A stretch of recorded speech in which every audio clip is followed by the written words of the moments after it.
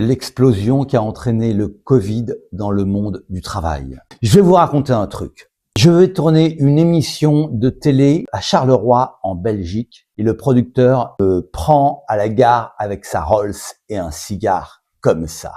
Il vendait ses émissions à TF1, à France 2. Il avait 25 salariés. 10 ans plus tard, il vient me chercher en Twingo avec un petit mégot. Ce que j'ai à vous dire, c'est que n'utilisez pas une Rolls si vous avez juste besoin d'un ordinateur. Surtout maintenant que l'intelligence artificielle va tout révolutionner. J'en étais où? C'est quoi la fin de ma phrase?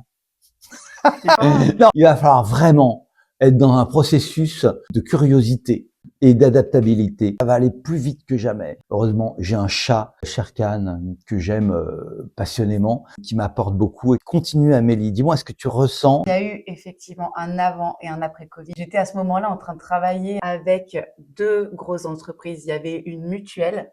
Et je me rappelle un débat qui datait depuis une dizaine d'années, sans fin, la demande des salariés pour le télétravail. Et c'était une insulte au niveau RH de demander du télétravail.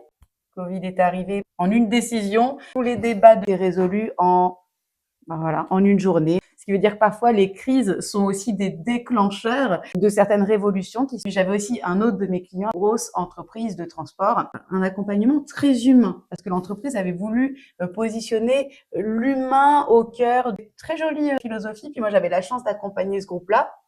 Et arrive Covid. Et en fait, ce parcours, il était plus adapté à ce moment-là parce que quand il y a une crise, c'est un peu la pyramide de Maslow.